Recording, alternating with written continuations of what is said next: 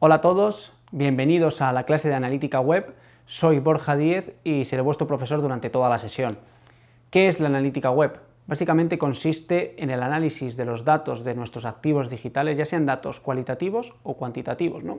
Y estos datos lo que nos ayudan es a mejorar continuamente la experiencia de nuestros usuarios y de nuestros potenciales clientes. Por lo tanto, lo que acaba traduciéndose es en mejores resultados o por lo menos alcanzar los resultados deseados, ¿no?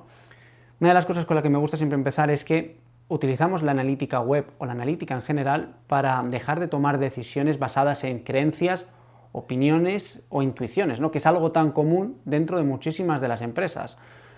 Por lo tanto, ¿qué nos está aportando la analítica web? Hablamos de, por un lado, optimizar la captación del tráfico de las campañas, es decir, nosotros tenemos nuestra estrategia de marketing y lo que tenemos que hacer es optimizar toda esa estrategia. ¿Y cómo podemos hacerlo? A través del análisis de nuestros activos digitales. Lo que vamos a ver es decir, analizar después de ese clic qué es lo que sucede, qué hacen nuestros usuarios, cómo se comportan, para que podamos luego tomar las decisiones estratégicas que ayuden a que los usuarios, primero, se sientan cómodos en nuestra web y segundo, puedan convertir, que al final es el objetivo planteado, ¿no?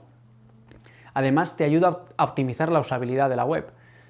Una de las, digamos, de las características que tenemos que siempre tener en cuenta es la de buscar la simpleza, la sencillez.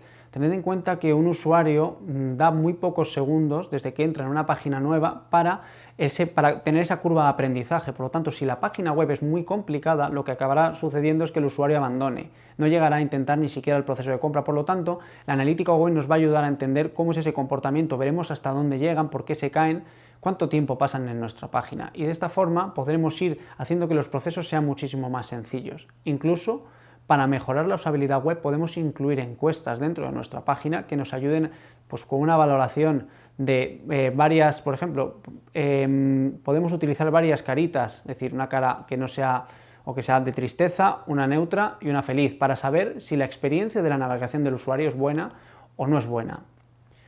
Te permite descubrir nuevos patrones de comportamiento. Nosotros, cuando establecemos una estrategia, digamos, diseñamos ese cliente ideal, su viaje de cliente, y vamos intentando adivinar cuáles serán los pasos que va a ir dando para al final comprar un producto, ¿no? Por lo tanto, la analítica web lo que te va a dar es la certeza de que eso suceda así o suceda de otra forma. Y lo que siempre tenemos que hacer es adaptarnos a lo que los usuarios hacen, es decir, tenemos que adaptarnos a que sea un proceso para ellos fácil y muy asequible en cuanto a tiempo, ¿no? Por lo tanto, tenemos que entender cómo funciona su comportamiento, cómo es, qué páginas visita, en qué orden las visita, por qué visita unas y no otras, para que podamos mejorar las conversiones y finalmente se traduzca, como digo, en hacer un tipo de analítica predictiva, es decir, que podamos al final saber de antemano cómo se comporta el usuario para que podamos mejorar todo ese proceso. También, lo cual es lógico, te permite conocer a los usuarios, vas a tener datos demográficos, datos de tipos de dispositivos, cualquier tipo de información que te ayude a optimizar todavía más tu página, es decir, saber si mayoritariamente son usuarios que utilicen el dispositivo móvil, qué dispositivos móviles, con qué resoluciones, de qué zonas del país, de qué países, si es un tipo de producto que se vende de manera internacional. Bueno, pues toda esta información de tus usuarios lo que te ayudará es a ir adaptando cada uno de esos pasos o toda tu página en función de este tipo de cómo sean ellos, ¿no? Que al final, cuanto más cómodo y cuanto mejor se sientan, más fácil será, volvemos a decir, que realicen esa conversión, es decir, esos objetivos que tenemos planteados. Perfecto.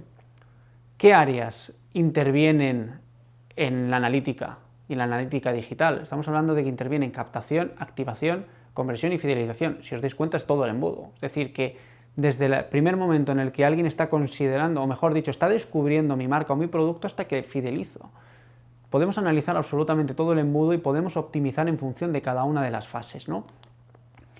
Para ello, tenemos que establecer una estrategia de analítica digital. No podemos entrar a medir o no podemos querer medir sin haber hecho esta fase y cada uno de los pasos, ¿no? Por lo tanto, porque si no estaremos trabajando a ciegas y nunca sabremos dónde podemos o qué palancas podemos tocar.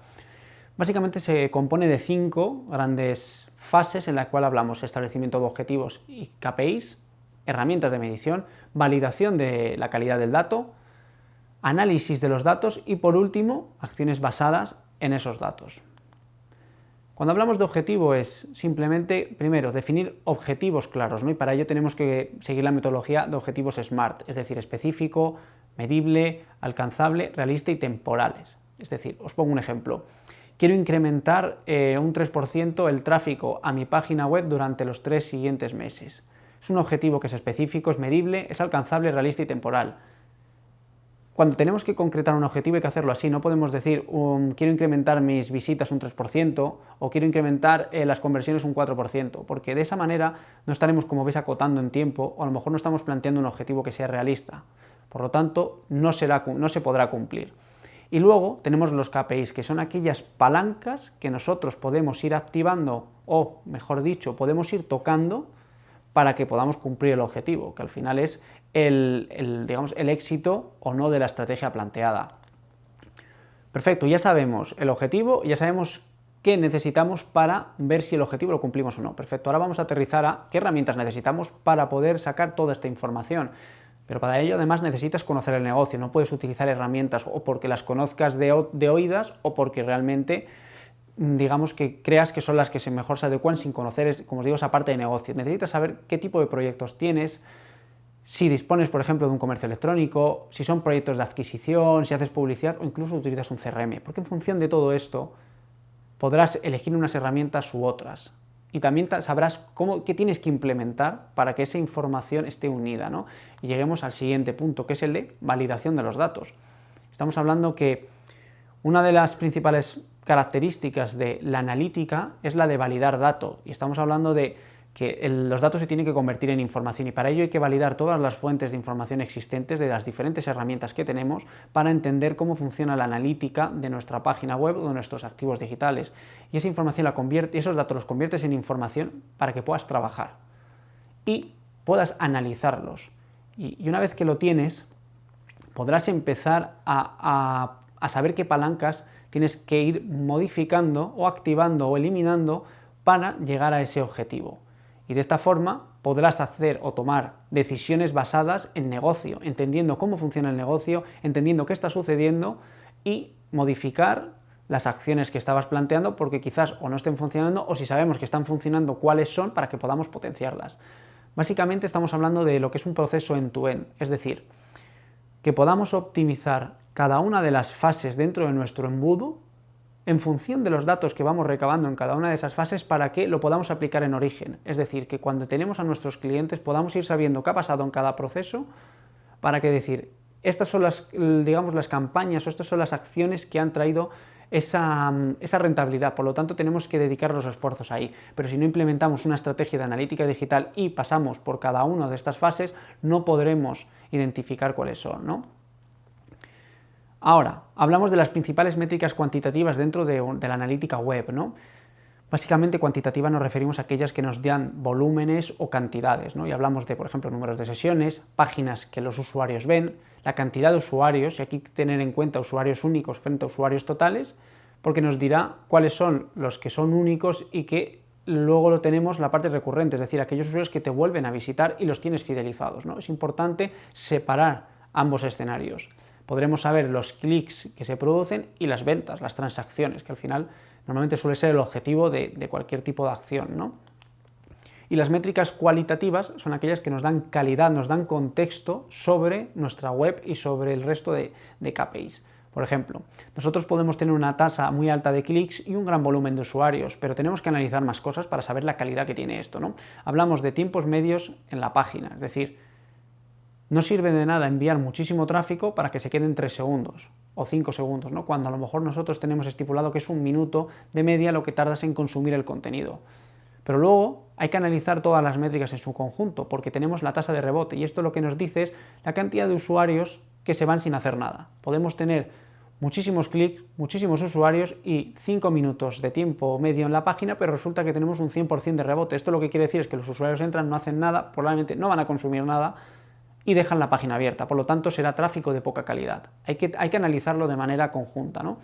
Podemos ver el porcentaje de conversiones para saber que podemos aplicar, qué palancas podemos tocar para que esas conversiones, ese porcentaje se incremente, es decir, conversiones entendido por objetivo planteado, pueda ser una venta, pueda ser generación de un lead, pueda ser descargar información, pueda ser agendar una reunión, ¿vale? Tenemos que tener en cuenta que la conversión es el objetivo, ese porcentaje de usuarios que cumplen un objetivo determinado en nuestra web.